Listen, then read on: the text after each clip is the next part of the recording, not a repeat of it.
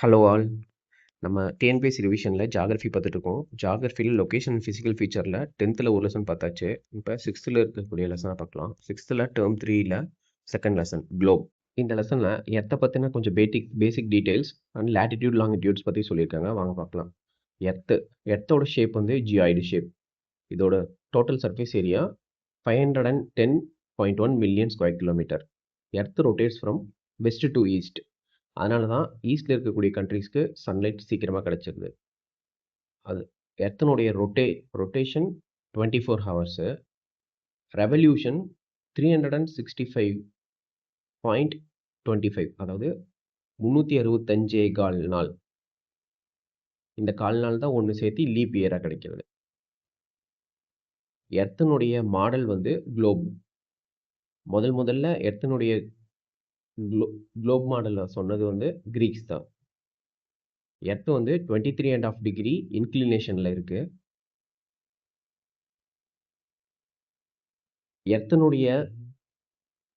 எர்த்தை பற்றின டீட்டெயில்ஸை ஃபஸ்ட்டு சொன்ன இந்தியன் வந்து ஆரியபட்டா. அவரோட புக்கில் வந்து எர்த் ஸ்டார்ஸ் வந்து வெஸ்ட் பக்கமாக மூவ் ஆகுற மாதிரி இருக்கிறத அவர் சொல்லியிருக்கிறாரு. நம்மளோட கன்வீனியன்ஸ்க்காக எர்த்து மேலே இமேஜினரி லைன்ஸ் ட்ரா பண்ணியிருக்காங்க. ரியலாக இல்லை, அது இமேஜினரியாக இருக்கும். அதுதான் லேட்டிடியூட்ஸ் அண்ட் லாங்கிடியூட்ஸ். லேட்டிடியூட்ஸ் வந்து ஹரிசான்டல் லைன்ஸ். சென்டரில், அதாவது குளோப் இல்லை எர்த்தை வந்து சென்டர், எர்த்தனோட மிட் ரீஜன், சரியாக மேலே ஒரு ஹாஃப் கீழே ஒரு ஹாஃபாக பிரிக்கக்கூடிய ஃபஸ்ட் மிடில் லைன் தான் வந்து ஈக்குவேட்டர். இந்த ஈக்குவேட்டருக்கு பேரலாக மேலேயும் கீழேயும், அதாவது towards north and towards south வரையக்கூடிய லைன்ஸ் எல்லாமே லேட்டிடியூட்ஸ். அப்போ 0 டிகிரி ஈக்குவேட்டர் வந்து 0 degree. 0 டிகிரிலேருந்து நார்த்துக்கு 0 to 90 degree north and 0 to 90 degree south. அப்போ 90 + 90 + ஈக்குவேட்டர், அது மொத்தமாக சேர்த்தி 181 லேட்டிடியூட்ஸ் இருக்குது. இதில் 90 டிகிரிங்கிறது 90 டிகிரிஸ் வந்து போல்ஸ். 90 டிகிரி நார்த் வந்து north pole, arctic pole. 90 degree south வந்து சவுத் போல், அண்டார்டிக் போல்.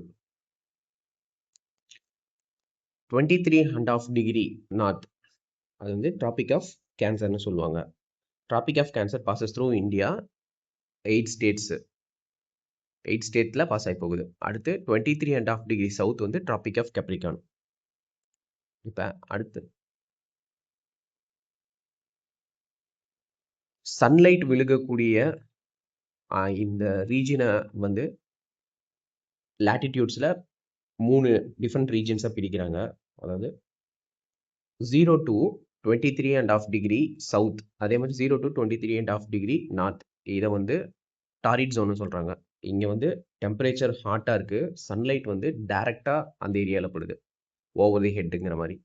அதே 23.5 degree to 66.5 degree, both north and சவுத்தில் இருக்கக்கூடியது வந்து டெம்பரேட் ரீஜன். இங்கே வந்து சன்லைட் கொஞ்சம் இன்க்ளைண்டாகவும் டெம்பரேச்சர் வந்து மாட்ரேட்டாகவும் இருக்கும்.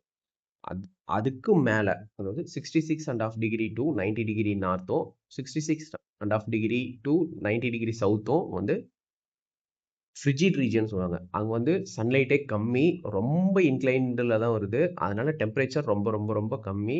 ஸோ அங்கே வந்து பனிகள் தான் அதிகமாக இருக்கும். அதனால தான் அண்டார்டிகாவும் ஆர்டிகாவும் வந்து கோல்டாக இருக்குது.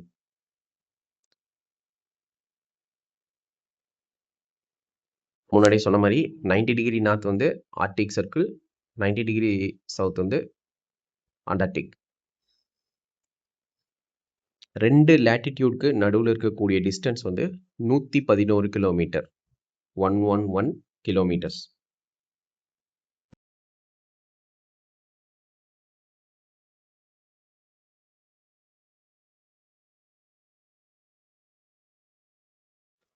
நெக்ஸ்ட்டு லாங்கிடியூட்ஸ் வந்து இமேஜினரி வெர்டிக்கல் லைன்ஸ். எங்கேருந்துன்னா நார்த்து போல்லேருந்து சவுத் போல், அதாவது 90 டிகிரி லேட்டிடியூட்டில் பார்த்தேன் இல்லைங்களா, 90 டிகிரிஸு. அந்த மேலே இருக்கக்கூடிய 90 டிகிரி டு கீழே இருக்கக்கூடிய 90 டிகிரி, இது ரெண்டையும் கனெக்ட் பண்ணக்கூடிய லைன்ஸ்.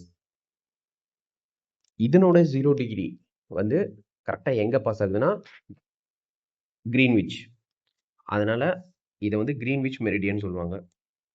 இதிலிருந்து 180 டிகிரி ஈஸ்ட் சைட்லையும் 180 டிகிரி வெஸ்ட் சைட்லையும் போகுது. அப்போ 0 to 180 டிகிரி ஈஸ்ட் வந்து eastern hemisphere, 0 to 180 degree western வந்து வெஸ்டர்ன் ஹெமிஸ்பியர். ஒரு டிகிரி அதாவது ஒரு லேட்டிடியூட்க்கும் இருக்கக்கூடிய டிஃபரன்ஸ் வந்து டைம் டிஃபரன்ஸ் வந்து 4 மினிட்ஸ்.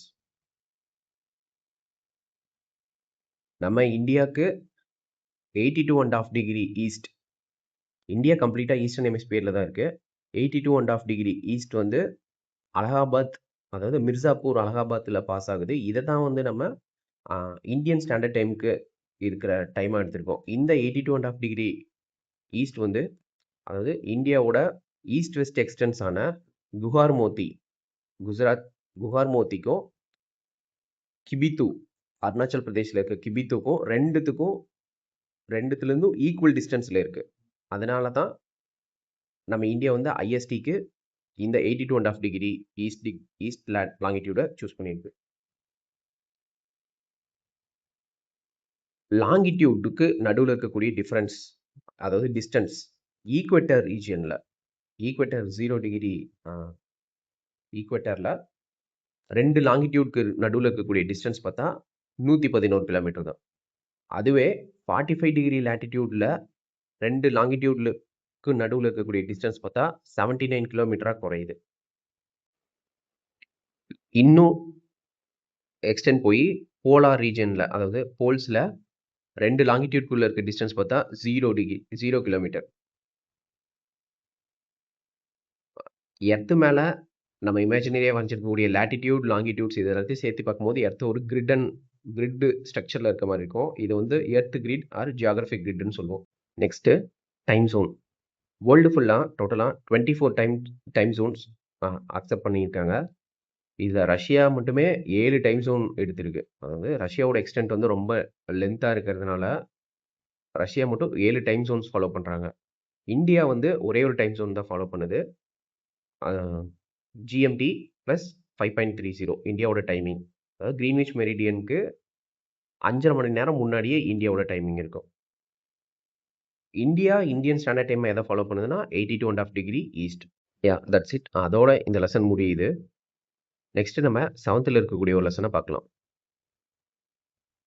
நெக்ஸ்ட் 7th ஸ்டாண்டர்டில் டேர்ம் 1ல் geography first lesson, interior of earth. இந்த லெசனில் எர்த்தினுடைய உள் அமைப்பு, அதாவது இன்டீரியரை பற்றி சொல்லியிருக்காங்க. பொதுவாக எர்த்தை வந்து ஒரு ப்ளூ பிளானட்னு சொல்கிறோம். ஏன்னா 71% வாட்டரால் ஆயிருக்கு. இப்போ ஸ்ட்ரக்சர் ஆஃப் எர்த்தை பார்த்துடலாம். எர்த் ஸ்ட்ரக்சர் மெயினாக 3 டிவிஷன் இருக்கு. ஒன்று கிரஸ்ட், ரெண்டாவது மேண்டில், மூணாவது கோர். அதாவது நீங்கள் ஒரு பாலை மேலேருந்து கீழே உள்ள சென்ட்ரல் ரீஜியன் வரைக்கும் போகும் டிவைட் பண்ணி பார்த்தீங்கன்னா இருக்கக்கூடியது தான் இது. மேலே இருக்கக்கூடியது கிரஸ்ட், நடுவில் இருக்கக்கூடியது மேண்டில், சென்டர் மோஸ்ட் ரீஜனில் இருக்கிறது கோர்.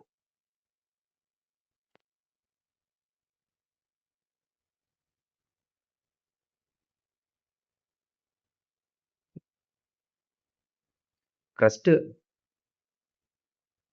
மேலடுக்கில் இருந்து அப்ராக்சிமேட்டாக 5 கிலோமீட்டர் டு 35 கிலோமீட்டர் ரேஞ்ச் வரைக்கும் இருக்கிறது தான் கிரஸ்ட்டு. கிரஸ்ட்டு வந்து திரும்ப 2ஆக டிவிஷன் பண்ணலாம். ஒன்று வந்து upper part of the crust, இன்னொன்று வந்து lower part of the crust. Upper part of the crust வந்து மோஸ்ட்டாக கிரானைட் ராக்ஸ்னால ஆயிருக்கு. அதுதான் வந்து கான்டினென்ட்ஸ்லாம் இருக்குது. அதுவே லோயர் பார்ட் வந்து பெசால்டிக் ராக்ஸ், அது வந்து ஓஷன் ஃப்ளோர்ஸ் ஃபார்ம் பண்ணியிருக்கு. இந்த அப்பர் பார்ட்டில் அதிகமாக இருக்கக்கூடிய மினரல்ஸ் வந்து பார்த்தா சிலிக்காவும் அலுமினாவும். அதனால இந்த லேயரை வந்து சியால்னு சொல்லுவாங்க. SiAl, சியால். இங்கே டென்சிட்டி 1 சென்டிமீட்டர் கியூபுக்கு 2.7 கிராம்ஸ். அதுவே லோயர் பார்ட் வந்து சிமான்னு சொல்லுவாங்க. Sima, silica and magnesium. இங்க டென்சிட்டி வந்து 1 சென்டிமீட்டர் கியூபுக்கு 3 கிராம்ஸ். அப்ப சிமா விட சியால் வந்து லைட்டர். அதனால தான் என்ன சொல்லுவாங்கன்னா, ஓஷன் ஃப்ளோர்ல கான்டினென்ட்ஸ் எல்லாம் வந்து ஃப்ளோட் ஆயிட்டு இருக்கு அப்படின்னு சொல்லுவாங்க. Continents float on C.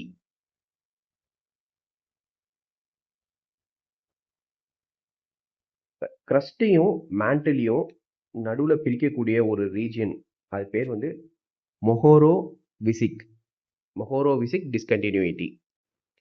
இந்த மேண்டில் வந்து 35 கிலோமீட்டர்ஸ்லேருந்து to the core, centre of the எர்த்துக்கு டுவர்ட்ஸ் 2900 கிலோமீட்டர் வரைக்கும் மேண்டில் தான் இருக்கு. அப்போ இந்த மேண்டிலையும் அதே மாதிரி 2 டிவிஷன்ஸாக பிரிக்கலாம். ஒன்று அப்பர் மேண்டில், இன்னொன்று லோயர் மேண்டில். இந்த 35 கிலோமீட்டர்லேருந்து 700 கிலோமீட்டர் வரைக்கும் இருக்கக்கூடிய ரேஞ்ச் வந்து அப்பர் மேண்டில். இங்கே டென்சிட்டி வந்து 3.4 to 4.4 gram per centimetre cube. அதுவே லோயர் மேண்டில் வந்து அந்த 700 கிலோமீட்டர்லேருந்து இன்னும் உள்ள இன்டெப்தா 2900 கிலோமீட்டர் வரைக்கும் இருக்கக்கூடிய ரீஜியன். இங்கே டென்சிட்டி வந்து 4.4 to 5.5 grams per centimetre cube.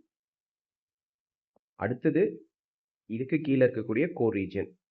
இந்த மேண்டிலையும் கோரையும் பிரிக்கக்கூடிய ரீஜியன் பேர் வந்து Wiechert Gutenberg discontinuity region. Wiechert Gutenberg discontinuity region. கோருக்கு இன்னொரு பேர் இருக்கு, பாரிஸ்பியர். கோரையும் இதே மாதிரி ரெண்டா பிரிக்கலாம். ஒன்று வந்து அவுட்டர் கோர், இன்னொன்று வந்து இன்னர் கோர். அவுட்டர் கோர் வந்து மேண்டில் முடிகிற இடத்துலேருந்து 2900 கிலோமீட்டர் டு 5150 கிலோமீட்டர்ஸ் இது வரைக்கும் இருக்கக்கூடிய இடம். இங்கே அதிகப்படியாக அயன் கண்டென்ட் ஜாஸ்தியாக இருக்குது, அதாவது எஃப்இ, ஃபெரஸ். அதுக்கு அடுத்தது இன்னர் கோர். இந்த 5150லிருந்து டு தி சென்டர் ரீஜன், அதாவது point of the mid point of the earth, உள்ளுக்குள்ளே இருக்கக்கூடிய மிட் பாயிண்ட் ஆஃப் தி எர்த்துக்கு அந்த 6370 கிலோமீட்டர் வரைக்கும் இருக்கக்கூடிய ரீஜன் வந்து இன்னர் கோர். இங்கே அதிகமாக வந்து நிக்கல் அண்ட் அயன், அதனால இந்த ரீஜனை வந்து என்ஐஎஃப்இ, நிஃபின்னு சொல்லுவாங்க. இங்கே டென்சிட்டி வந்து 1 சென்டிமீட்டர் கியூபுக்கு 13 கிராம்ஸ். ரொம்ப ரொம்ப ஹை டெம்பரேச்சர் அண்ட் ப்ரெஷர் இருக்கக்கூடிய இடம். இந்த மூணோட காம்போசிஷனும் பிரிச்சா க்ரஸ்ட், அதாவது நம்ம மேலே இருக்கக்கூடிய க்ரஸ்ட் வெறும் ஜஸ்ட் 1% தான். மேண்டில் 84%, கோர் 15%, டோட்டலாக 100%.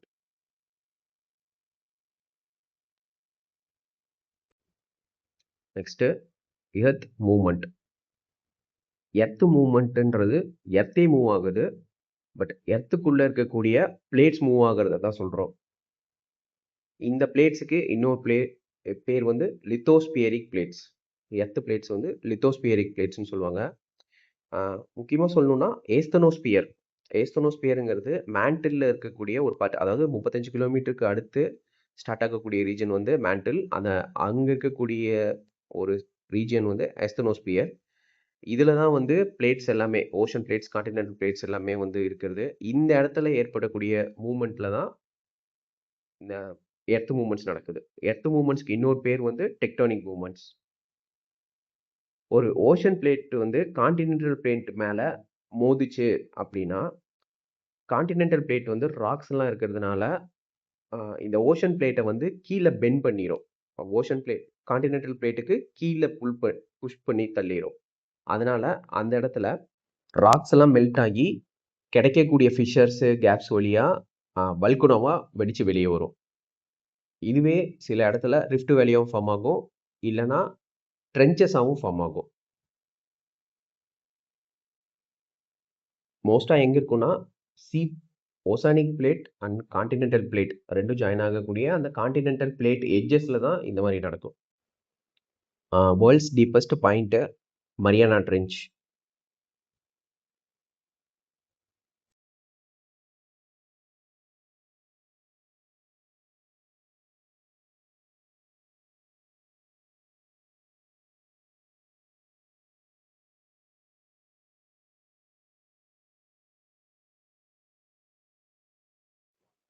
இதுவே 2 கான்டினென்டல் பிளேட்ஸ், ஓஷன் பிளேட்ஸும் கான்டினென்டல் பிளேட் இல்லாம 2 கான்டினென்டல் பிளேட்ஸ் ஒண்ணுக்கொண்ணு மோதிச்சு அப்படின்னா, அது கீழ மடிச்சு கீழ தள்ளாது.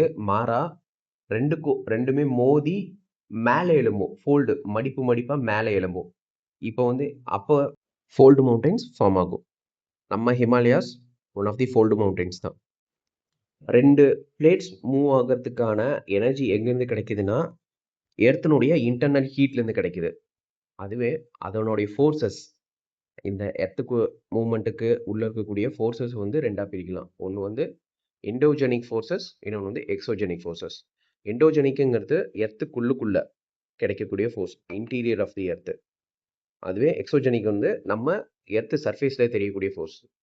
இப்ப இந்த எண்டோஜெனிக் வந்து ரொம்ப ஃபாஸ்டா சடன் மூவ்மெண்ட்ல இருக்கும். அதுவே எக்ஸோஜெனிக் வந்து ரொம்ப ஸ்லோயரா இருக்க மாரி இருக்கும். எண்டோஜெனிக்கோட எக்ஸாம்பிள்ஸ் வந்து பார்த்தா, எக்ஸாம்பிள்ஸ்னு இல்ல. எண்டோஜெனிக் என்ன ஃபார்ம் பண்ணும் அப்படின்னா, எர்த்குவேக், வல்கனோ இந்த மாரி பெரிய பெரிய டிசாஸ்டர்ஸ ஃபார்ம் பண்ணிடும். Next earthquake. அதாவது எர்த் கிரஸ்ட்ல இருக்கக்கூடிய பிளேட்ஸ் சடனா மூவ் ஆகுறதுனாலயோ, இல்ல ஸ்லிப்பேஜ்னாலயோ ஃபார்ம் ஆகுறது தான் எர்த்குவேக். எர்த்குவேக்ல கொஞ்சம் டெர்ம்ஸ்லாம் இருக்கு. அத அப்படியே லைனா பார்த்துடலாம். ஃபோக்கஸ்ங்கிறது என்னன்னா, அதாவது பூமிக்குள்ள எந்த பாயிண்ட்ல இந்த வைப்ரேஷன் ஸ்டார்ட் ஆகுது, அதுதான் வந்து focus. The point at which the earthquake starts. அதுவே எபிசென்டர்னா, உள்ளுக்குள்ள இருக்கக்கூடிய அந்த ஃபோக்கஸ் பாயிண்ட்டுக்கு நேரா பூமியோட மேல இருக்கக்கூடிய சர்ஃபேஸ்ல இருக்கக்கூடிய இடம் தான் வந்து எபிசென்டர்.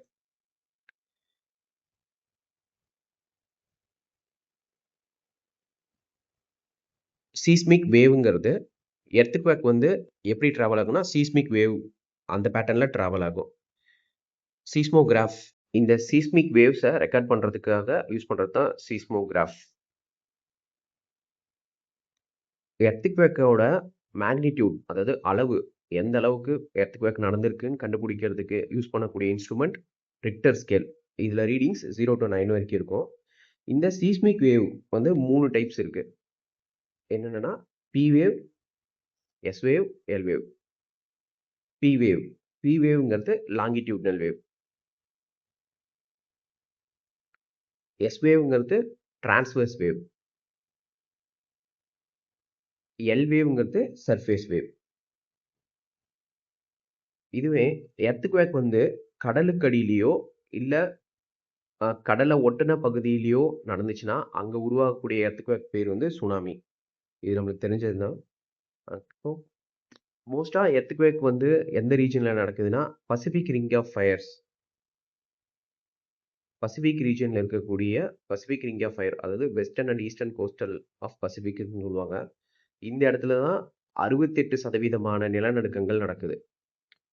அடுத்து Mediterranean and Himalayan belt. Mediterranean சீலேருந்து ஹிமாலயன் பெல்ட் வழியா அப்படியே இந்தோனேஷியா, ஜாவா, சுமத்ரா இந்த ரீஜியன் வந்து 31% எர்த்குவேக்கும், மீதி இருக்கக்கூடிய அந்த 1% எர்த்குவேக் வந்து நார்த்தன் ஆப்பிரிக்கால, இந்தியாவில் ஹிமாலயன் ரீஜியனில் தான் வந்து எர்த்குவேக் நடக்கும். Peninsular plateau tectonically stable plateau. அடுத்து வல்கனோ. வல்கனோவோட கொஞ்சம் கீ டேர்ம்ஸ் பார்த்தா மேக்மாங்கிறது மோல்டன் ராக், அதாவது உள்ளுக்குள்ளவே பூமிக்கு வெளியே வராம உள்ளுக்குள்ளவே இருக்கக்கூடிய உருகிய நிலையில் இருக்கும் பாறைகள். அதுவே லாவா அப்படின்னா, அந்த உருகுன அந்த பாறைகள் மேல வந்துருச்சு, எர்த் சர்ஃபேஸ்க்கு வந்துருச்சுன்னா அது லாவா. வென்ட்டுங்கிறது ஒரு துவாரம் மாதிரி, சின்ன ஓட்டை வழியாவோ இல்லை சின்ன துவாரம் வழியா அந்த உள்ள இருக்கக்கூடிய மேக்மா பீச்சி அடிச்சு வெளியே வரும்போது உருவாகிறது தான் இந்த வென்ட்ஸ். சின்ன சின்னதாக கிராக்ஸ் மாதிரி இருக்கிறது ஃபிஷர்ஸ்ன்னு சொல்லுவாங்க. இந்த வெண்ட் வந்து ஒரு கோனிக்கல் ஷேப்பு டெப்ரெஷன் சொல்லுவாங்க. கோனிக்கல் ஷேப்பில் இருக்கிற மாதிரி இருக்கும். இதை வந்து கிரேட்டர்னு பேரில் சொல்லுவாங்க. இதுவே கிரேட்டர் வந்து ரொம்ப பெருசாக இருந்தால் அது பேர் வந்து கால்டேரா. அங்கே வந்து ரொம்ப வயலண்ட்டான எக்ஸ்ப்ளோஷன் நடந்திருக்கும். மேலே இருக்கக்கூடிய அந்த வெண்ட் போர்ஷனில் இருக்கக்கூடிய டாப் போர்ஷன் சுத்தமாக வந்து உள்ளேருந்து வந்தக்கூடிய லாவானால அடிச்சுட்டு போயிருக்கும். அதனால பெரிய பள்ளமாக தெரியும் அந்த இடம். அடுத்து பூமிக்குள்ள நம்ம போக போக ஒரு 32 மீட்டருக்கும் ஒரு டிகிரி செல்சியஸ் ஹீட் வந்து அதிகமாயிட்டே தான் போகும். அப்ராக்ஸிமேட்டா ஒரு 15 கிலோமீட்டர் உள்ளுக்குள்ள போய் பார்த்தோம்னா, பிரஷர் வந்து 5 டன் பெர் சென்டிமீட்டர் ஸ்கொயர். ஒரு கல்லுல 1 சென்டிமீட்டர் ஸ்கொயர்ல 5 டன்னுக்கான பிரஷர் வந்து இருக்கும். இப்ப இந்த வல்கனோ எரப்ஷன வச்சு 2 டைப்ஸ் இருக்கு. ஒண்ணு வந்து ஃபிஷர் எரப்ஷன். ஃபிஷர் எரப்ஷன்னா வென்ட் வழியா இல்லாம சின்னதா அ வழிஞ்சு வர மாரி இருக்கக்கூடியது. இது வந்து ரொம்ப வேகமா இருக்காது. ஸ்லோவா அதே மாரி ரொம்ப தூரத்துக்கு ஸ்ப்ரெட் ஆகும். வாஸ்ட் ஏரியாவுக்கு ஸ்ப்ரெட் ஆயிரும். ஆ மோஸ்ட்டா பிளாட்டியூஸ்ல இருக்கு. நம்ம டெக்கன் பிளாட்டியூ, கொலம்பியன் பிளாட்டியூ இதெல்லாம் வந்து இதுக்கான எக்ஸாம்பிள்ஸ். இதுவே ரொம்ப ஸ்லோவா இல்லாம நம்ம வீடியோஸ்லாம் பார்க்குற மாரி சடனா பர்ஸ்ட் ஆகுறது இது எல்லாமே வந்து எக்ஸ்ப்ளோசிவ் எரப்ஷன். ரொம்ப குயிக்கா இருக்கும். இதுல லாவா மட்டும் இல்லாம லாவா கூட சேர்த்து மினரல்ஸ், ராக்ஸ் அப்புறம் கேசியஸ் பார்ட்டிகல்ஸ், வாட்டர் இது எல்லாமே சேர்த்தி தெறிச்சு அடிக்கும். கிரக்கட்டோவா இந்தோனேஷியால இருக்கிறது இதனுடைய ஒரு எக்ஸாம்பிள். இந்த லாவா வந்து ஹை விஸ்காசிட்டியா இருந்தா, அதாவது விஸ்காசிட்டிங்கிறது எந்த அளவுக்கு ஊர்ந்து போகுது, தண்ணியோட ஃப்ளோ அதை தான் விஸ்காசிட்டின்னு சொல்லுவோம். ஹை விஸ்காசிட்டியா இருந்தா அதுல வந்து தண்ணி கம்மியா இருக்கு, சிலிக்கா மெட்டீரியல்ஸ் வந்து ஜாஸ்தியா இருக்கு. அதுவே லோ விஸ்காசிட்டியா இருந்தா சிலிக்கா மெட்டீரியல்ஸ், மினரல்ஸ் கம்மியா இருக்கும், வாட்டர் ஜாஸ்தியா இருக்கும். அதனால தான் அது ஃப்ளோ ஆகி நிறைய இடத்துக்கு போகும். டைப்ஸ், வல்கனோவோட டைப்ஸ் பார்த்துடலாம். வல்கனோ அதனுடைய ஆக்டிவ் கண்டிஷன்ஸை வச்சு 3ஆ பிரிக்குது. First active volcano. இது அடிக்கடி எரப்ட் ஆகிட்டே இருக்கும். மோஸ்டா எந்த ரீஜன்ல இருக்குன்னா பசிபிக் ரிங்ஸ் ஆஃப் ஃபயர், அதாவது பசிபிக் கோஸ்டல்ல இருக்கு. ஆல்மோஸ்ட் ஒரு 600 ஆக்டிவ் வல்கனோஸ் வேர்ல்டுல இப்போ கரண்டா இருக்கு. எக்ஸாம்பிள்ஸ் மவுண்ட் ஸ்ட்ராம்போலி மெடிட்டரேனியன் சீல இருக்கிறது, சென்ட் ஹெலன்ஸ் யூஎஸ்ஏல, பினாட்டுபோ பிலிப்பைன்ஸ்ல, அப்புறம் எல்லாத்துக்கும் தெரிஞ்சது தான் நம்ம இந்தியாவில் இருக்கக்கூடிய ஒரே ஒரு active volcano Barren island Nicobar தீவுல இருக்கு.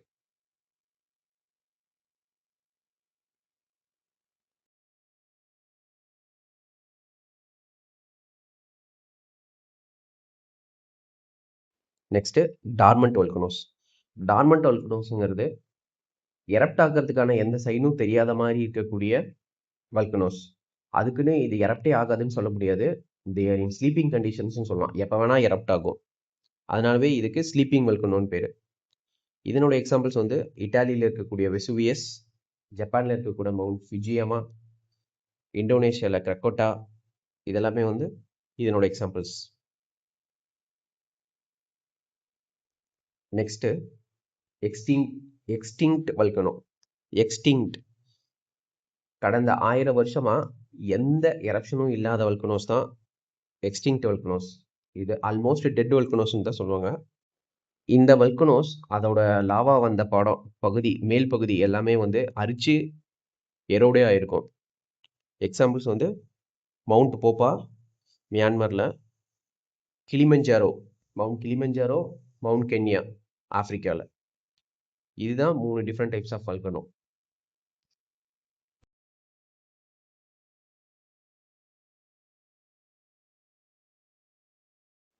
வல்கனோஸ் எங்கெங்கெல்லாம் டிஸ்ட்ரிபியூட் ஆயிருக்குன்னா அங்கே இங்கேன்னு கசகசன்னு இல்லாமல் ஒரு கிளியராக டிஃபைன்டான இருக்கக்கூடிய ஒரு ஏரியா, ஒரு மூணு பேட்டர்ன் ஏரியாவில் தான் வல்கனோஸ் வந்து ப்ரெசென்ட் ஆயிருக்கு. அதில் ஃபஸ்ட்டு வந்து சர்க்கம் பசிபிக் பெல்ட். முன்னாடியே பார்த்த மாதிரி வல்கனோஸ் வந்து மோஸ்ட்டாக ஓஷன் பிளேட்டோ கான்டினென்டல் பிளேட்டோ மோதுற இடத்துல தான் அதிகமாக ப்ரெசென்ட் ஆகிருக்கும். அப்படி பார்க்கும்போது இந்த சர்க்கம் பசிபிக் பெல்ட், அதாவது இது எங்கன்னா கன்வர்ஜென்ட் ஓஷனிக் பிளேட் பவுண்டரி, ரெண்டு மூணு பிளேட் ஓஷனிக் பிளேட்ஸ் ஜாயின் ஆகிற இடத்துல இருக்கக்கூடியது தான் இந்த சர்க்கம் பசிபிக் பெல்ட். மெயினாக சொல்லணும்னா பசிபிக் ஓஷனோட eastern and western coastal areas தான். இதை பசிபிக் ரிங்ஸ் ஆஃப் ஃபயர்னு சொல்கிறோம். ஆல்மோஸ்ட் இந்த 2/3 ஆஃப் வல்கனோஸ் வேர்ல்டில் இருக்கக்கூடிய 2/3 of volcanoes active, dormant, extinct இது எல்லா கேட்டகரியிலையும் சேர்த்து 2/3 ஆஃப் வல்கனோஸ் வந்து இந்த பசிபிக் ரீஜியன்லேயே இருக்கு.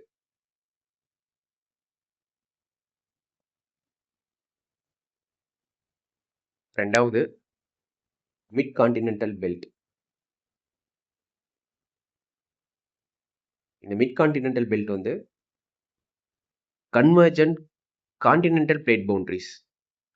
ரெண்டு பிளேட் பவுண்ட் கான்டினென்டல் பிளேட்ஸ் மோதக்கூடிய இடத்துல இருக்கக்கூடிய ஒருங்கிணைந்த பகுதியில் இருக்கிறது தான் வந்து இந்த mid continental belt.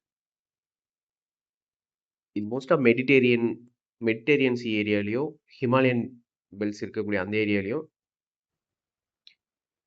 Myanmar, Philippines, Java சமுத்திரம் இந்த ரீஜியனில் இருக்கக்கூடியது தான் இந்த mid continental belt. Alpine mountains, அப்புறம் Mediterranean sea, fault zone of east Africa.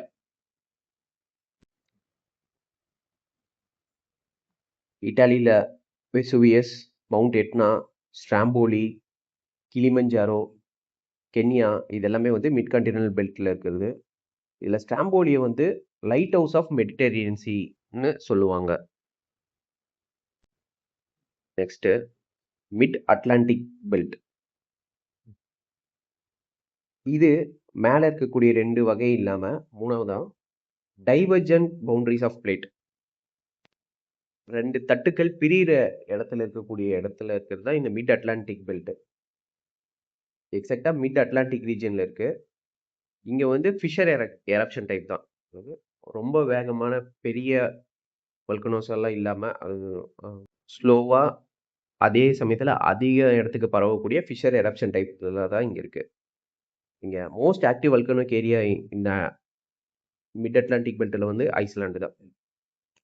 Send Helena, அசோரஸ் island இதெல்லாம் வந்து மிட் அட்லாண்டிக் பெல்ட்டில் இருக்கிறது.